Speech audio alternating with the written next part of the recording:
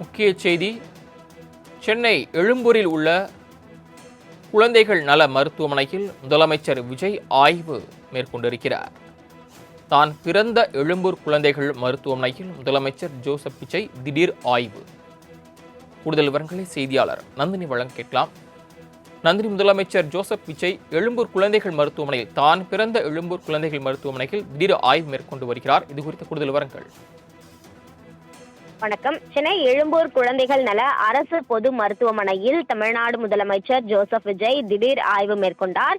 மருத்துவமனையின் பல்வேறு பிரிவுகளை பார்வையிட்ட முதலமைச்சர் அங்கு சிகிச்சை பெற்று வரும் தாய்மார்கள் மற்றும் குழந்தைகளுக்கு வழங்கப்படக்கூடிய மருத்துவ சேவைகள் குறித்தும் ஆய்வு மேற்கொண்டார்.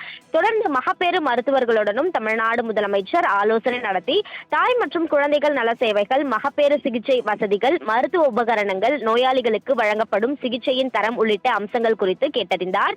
அது மட்டுமல்லாமல் பொதுமக்களுக்கு தரமான மற்றும் விரைவான மருத்துவ சேவைகளை உறுதி செய்ய தேவையான நடவடிக்கைகளை மேற்கொள்ள வேண்டும் எனவும் அதிகாரிகளுக்கு அறிவுறுத்தியிருந்தார்.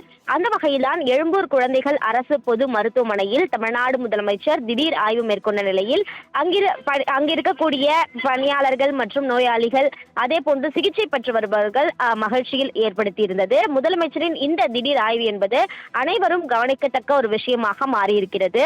முதலமைச்சராக பொறுப்பேற்ற பிறகு முதல் முறையாக எழும்பூர் குழந்தைகள் அரசு பொது மருத்துவமனையில் தற்போது முதலமைச்சர் திடீர் ஆய்வு மேற்கொண்டிருக்கிறார். அந்த மருத்துவமனையில் தான் முதலமைச்சர் விஜய் பிறந்தார் என்பதும் குறிப்பிடத்தக்கது.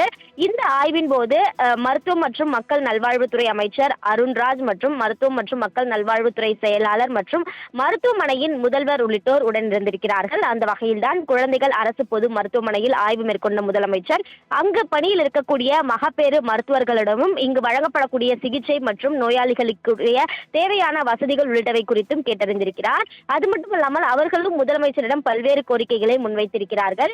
அந்த கோரிக்கைகள் முழுவதுமாக விரைவில் சரி செய்யப்படும் எனவும் முதலமைச்சர் அவர்களிடம் தெரிவித்ததாக தகவல் என்பது வெளியாகி இருக்கிறது. அந்த வகையில்தான் எழும்பூர் குழந்தைகள் அரசு பொது மருத்துவமனையில் தமிழ்நாடு முதலமைச்சர் திடீர் ஆய்வு மேற்கொண்டு பல்வேறு கோரிக்கைகளை கேட்டறிந்தது குறிப்பிடத்தக்கது.